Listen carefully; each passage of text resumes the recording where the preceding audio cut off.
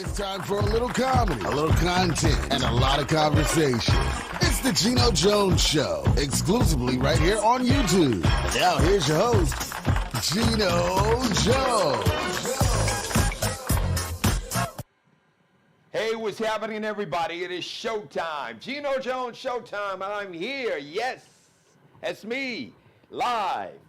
Normal days, start days and start times are Monday through Friday, 7:30 p.m. Eastern, 6:30 p.m. Central Time, 4:30 p.m. out on the West Coast. Tell everybody to subscribe to the Geno Jones Show YouTube channel. Shout out to my new subscribers. Shout out to my subscribers who's been down from day one. I love all of you all. Thank you very much. So you can share the episode. You can share it on your page, all your social media platforms. You can share it. You can tag folks, everybody that you know, everybody that follows you, your fans, family, whoever it is, folks you don't like. Share it on all of their platforms, on your platforms. You can tag everybody on their platforms. You can go ahead and screenshot, grab some of this video, chop it up and make it go viral. Also, it is so important we support Black-owned media, so if you would like to support the Geno Jones YouTube channel and the Geno Jones Show, and my media company, Geno Media, like I said, it is so important that we support Black-owned media because all these MAGA dudes, they already got a hold of CBS.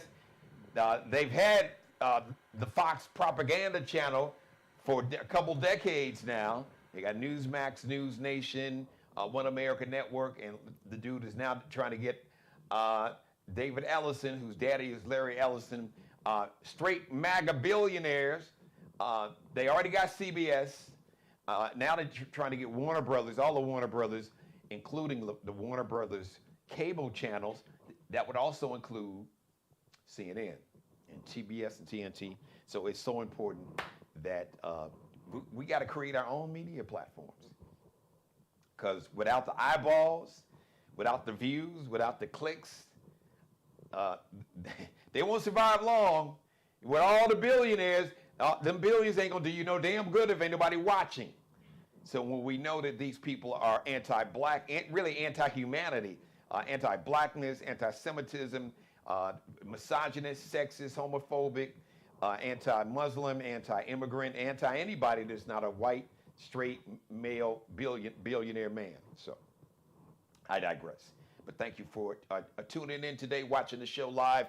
By the way, the show is interactive. If you're watching live, if you got a question, if you got a comment, if you got a shout out, Sagittarius is celebrating birthdays, you want me to shout you out, jump in my chat room. You can do that right now. And I'll be more than happy to give you a big shout out here on the TV show, you or whoever you want me to shout out. Shout out to Marine Master Sergeant Roy Gray, retired. And shout out to Dr. Adrian. Man, Friday's show was incredible. Man, the views were amazing. So if you missed Friday, really if you missed any of last week's episode, you need to go check it out. But really, Wednesday, Thursday, and Friday's show was like a week in review show. We had a few words from Stephen A. Smith. Just come on, dude. Look, I'm not gonna necessarily knock your hustle, but come on now. I'm gonna call it out. I'm gonna call a hustle a hustle, a grift a grift. A grift is just a fancy word for hustle. You know, basically, grift is what we as black people call hustle. And a hustle is what white people call a grift. These politicians, they just grifting.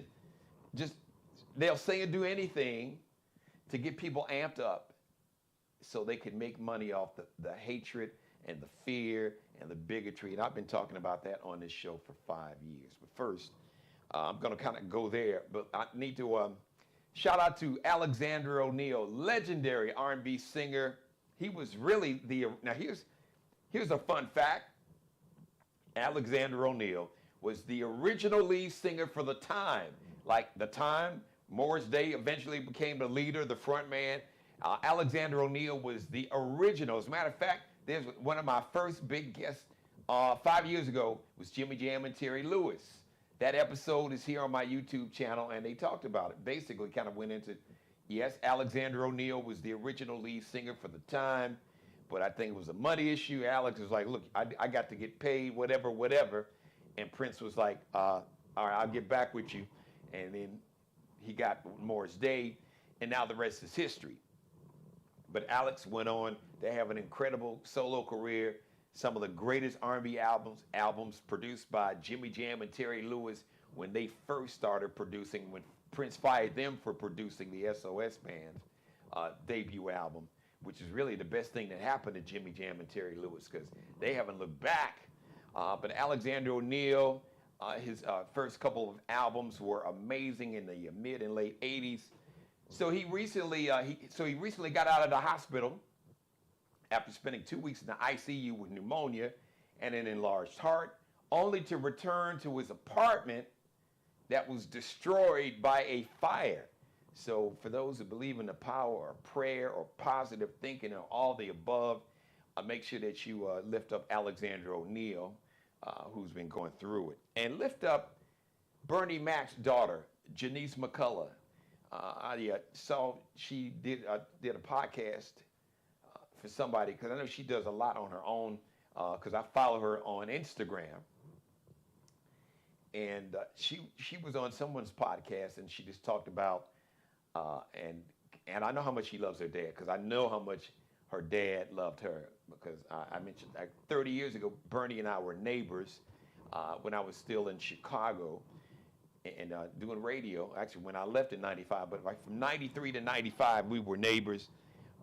We both lived down in the Gold Coast area. We were about a block and a half from each other, right around the corner, Cityfront Place. Bernie lived there before he bought his home out in suburban Chicago, out in Crete. And all he talked about was his baby girl. And she looks just like Bernie.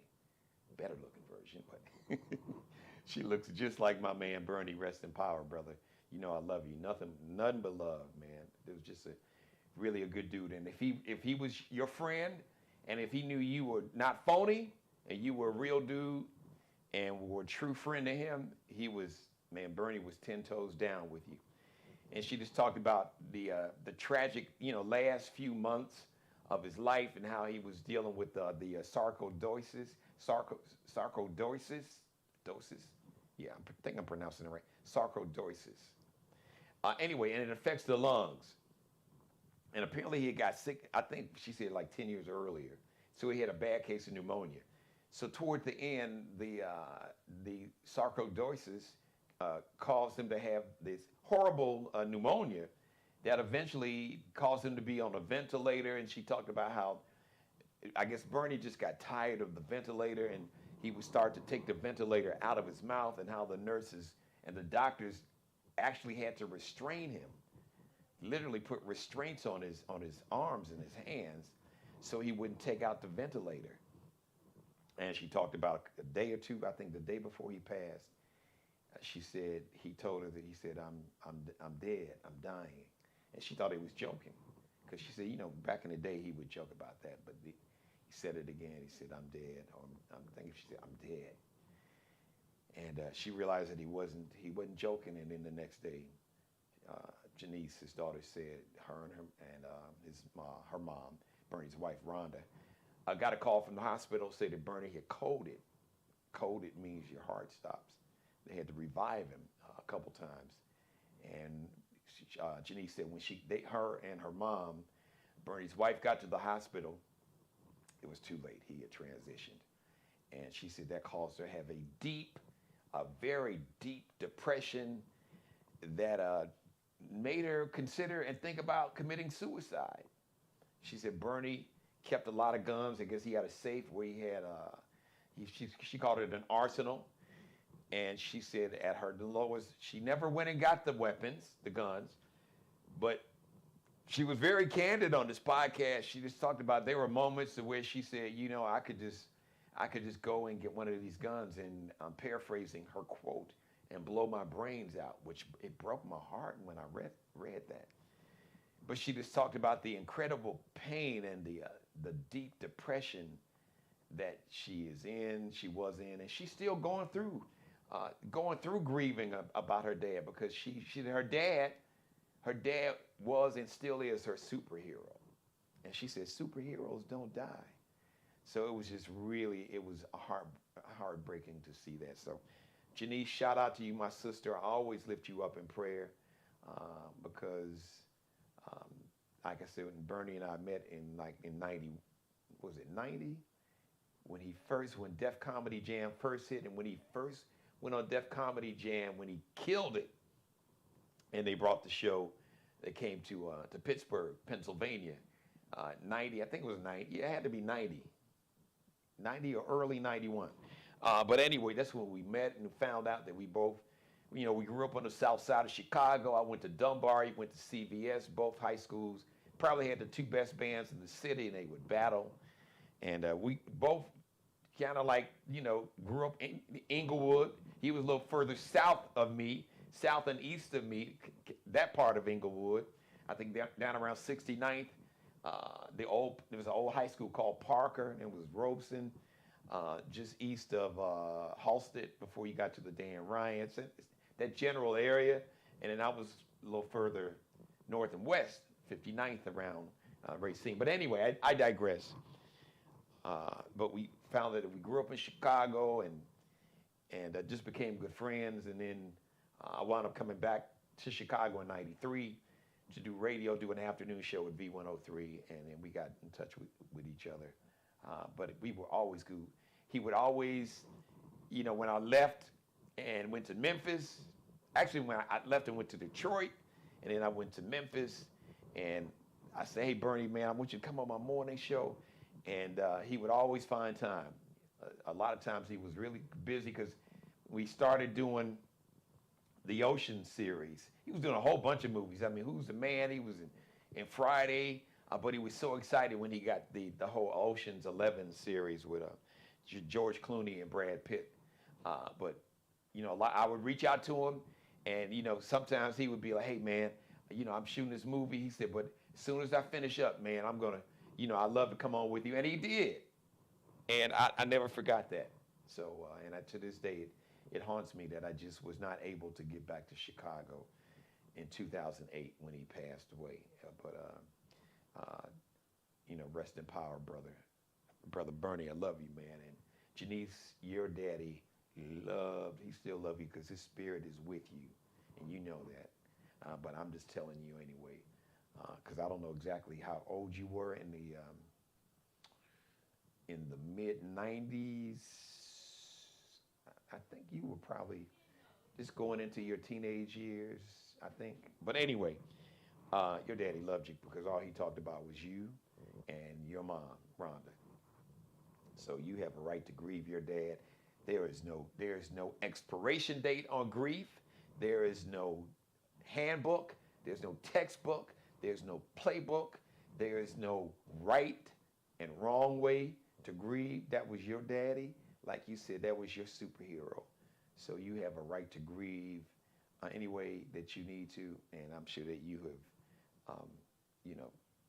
found a really good, trained professional to help you through the grief process and everything. So I continue to lift you up, my sister, in prayer. And one day I'll get a chance to meet you and just give you a big hug and just let you and I know people tell you that all the time, but trust me, from somebody used to sit around and you all saw, she may recognize my face. When you all lived in City Front Place and me and Bernie would sit around there and watch White Sox baseball because we both were big baseball fans. He played baseball, I think, too. He did. And I played baseball, had a chance to go pro.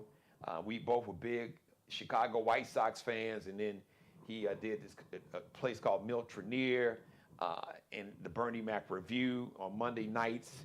So I used to go down there. I remember when he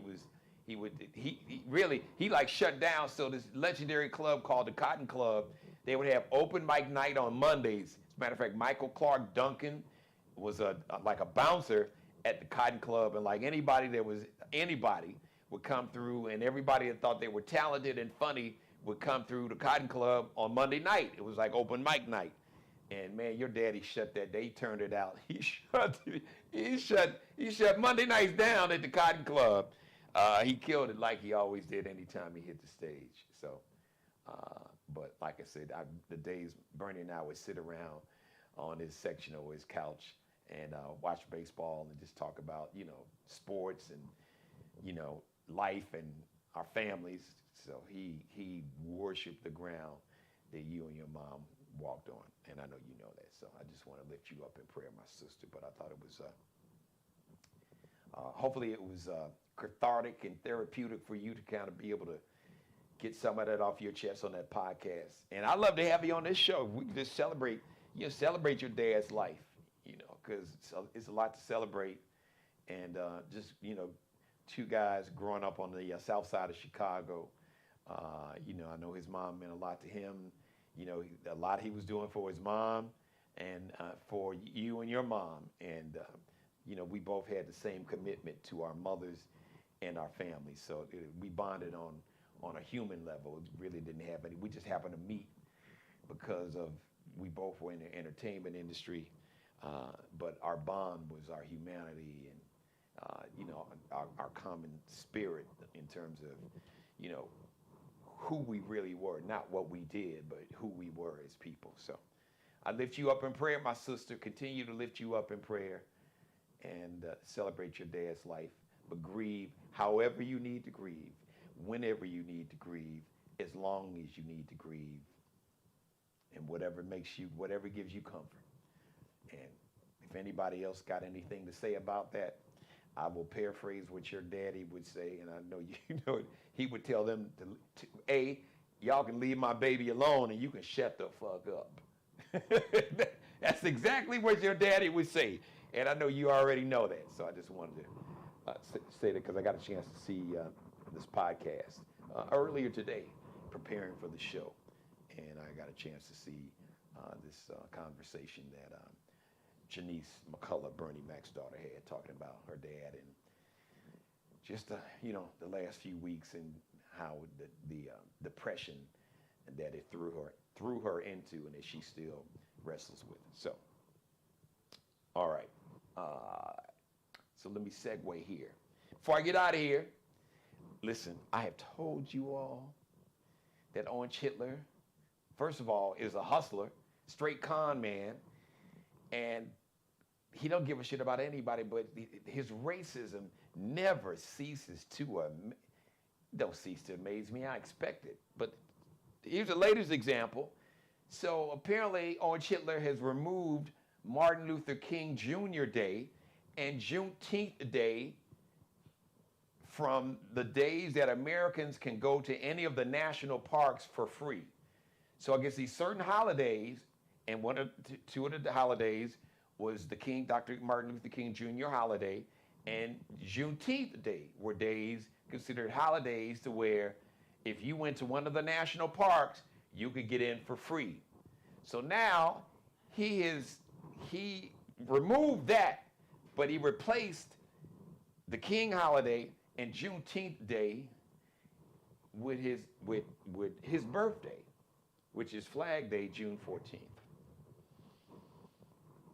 There's so much I can say about that, but I'm going to save that. I'm going to save that for tomorrow. Because it'll be another 30 to 45-minute monologue if I do that. So I'll just, it's going to be fire tomorrow, so you don't want to miss that. So listen, thank you for letting me be a part of your life. As always, God bless each and every one of you, and especially you, God, most of all. Thank you for letting me do the Geno Jones Show live Monday through Friday, 7:30 p.m. Eastern, 6:30 Central Time, 4:30 p.m. on the West Coast. Tell everybody to subscribe to the Geno Jones Show YouTube channel. Share this in every episode. You can share it and you can tag it on all of your social media platforms. You can share it and tag on everybody you know, everybody that follows you on all of their social media platforms. Copy and paste the link in a text message, in an email. You can do a screenshot of some of the video. You can grab some of the commentary that I had about Bernie Mac's daughter, Janice, and send it to her.